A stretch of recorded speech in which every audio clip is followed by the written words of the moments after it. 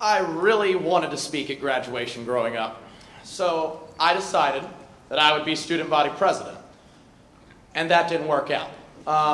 So then I decided I would be senior class president, and that didn't work out either.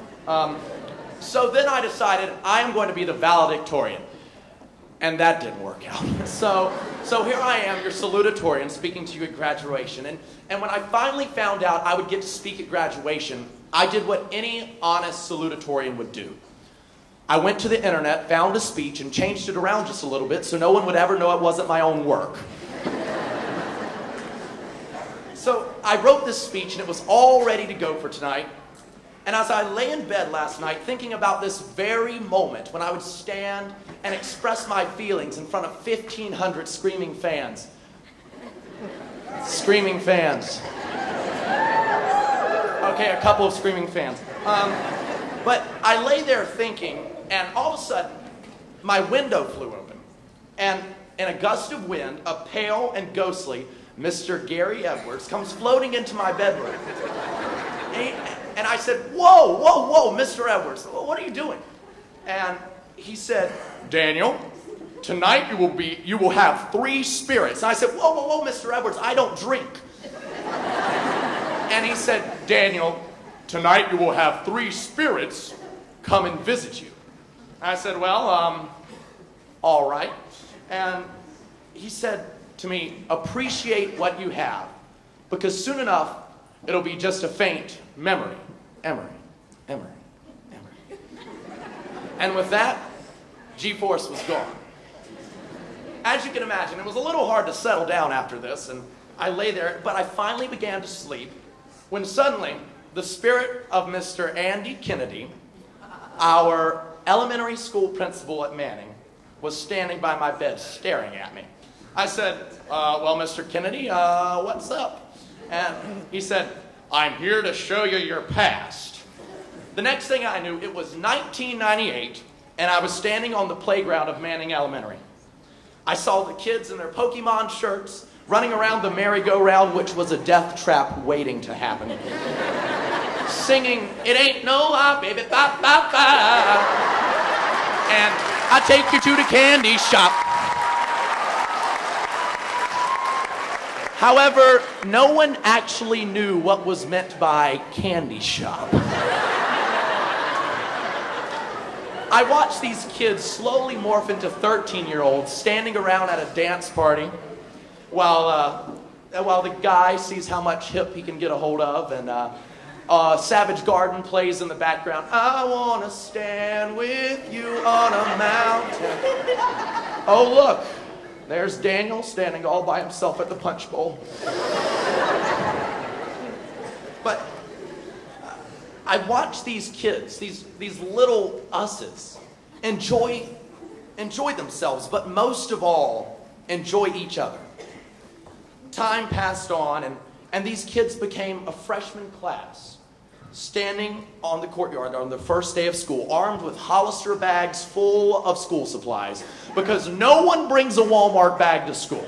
I mean, I do my grocery shopping at American Eagle. But these kids had no idea what journey they were embarking on when they stepped out of their mother's minivan onto the courtyard of Roanoke Rapids High School. Well, suddenly these images faded, and I was back on my bed, laying down, processing what had just happened, when suddenly, in swoops a ghostly Mr. Dallas Allen, Roanoke Rapids High School's most easily impersonated English teacher.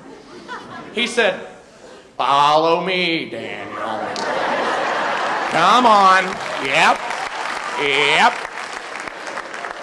Time to see the present.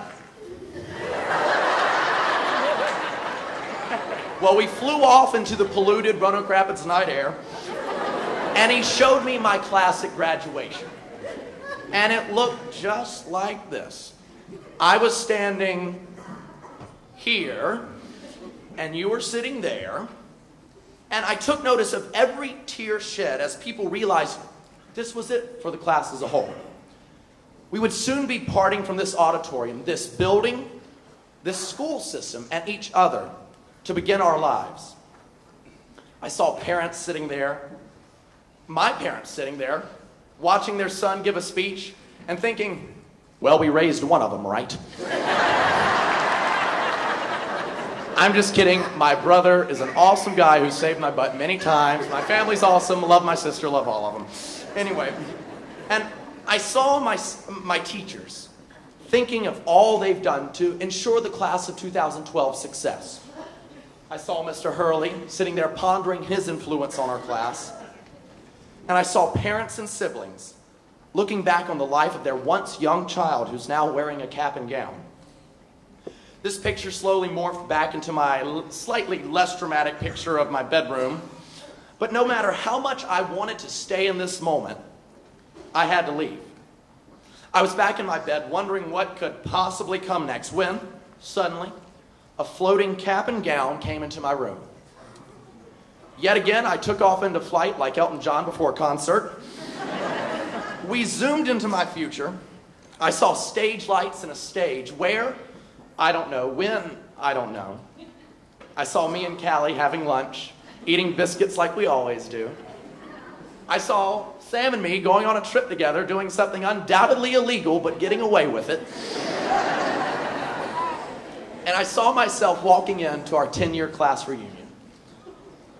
I looked around and saw so many good things, so many stories of success, so many happy families, successful careers, and people who were happy with their life. I can't tell you who had what in their future, but I'll let you decide that. This picture of success and happiness morphed yet again into my tiny bedroom, and the floating cap and gown whispered as it dissolved, "Live in the future." I found myself in my twin bed, my feet hanging off the end as they have for the past 6 years.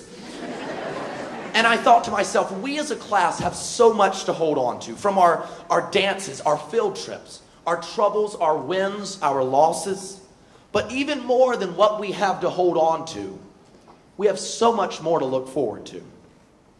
I know I will not see some of you past project graduation, but I know that I will be connected to each and every one of you for the rest of my life. We have a saying in theater that the show must go on. No matter what happens, no matter what has gone wrong, no matter who fell, who forgot a line, or who didn't come in on time, the show goes on. Sometimes it means that you have to make up something on the spot. You have to change the show. Many times in life we face these same problems, these mess-ups, but the life must go on. We can all visit with the ghost of school past and love what we see, but soon enough life goes on and you can't stop it. And this moment, when we walk across this stage, is simply life moving on whether you like it or not. I'm going to hurry up and wrap this up so we can get to senior week. Can I get an amen? Okay. But we have to remember that we have many amazing experiences in our past. We have many opportunities in our present. But the only thing we can change is the future. If we had 3 houses and you could only live in one of them, you would want the house that you could live in to be the best. So no matter what Mr. Kennedy or Mr. Allen may show you, those things can't be changed. Concentrate on your future and make it better than your past and your present. Go out and be that Scrooge who wakes up on Christmas morning determined to change his future, determined to make a difference. Charles Dickens wrote in A Christmas Carol, loosely based on Daniel Dunlow's A Graduation Carol, "Men's courses will foreshadow certain ends, to which, if preserved in, they must lead," said Scrooge. "But if these courses be departed from, the ends will change. Say it is thus with what you show me." So we alter our diet to change our weight. We alter our job to change our finances. We alter our personality to change our perception. We alter our clothes to change their fit.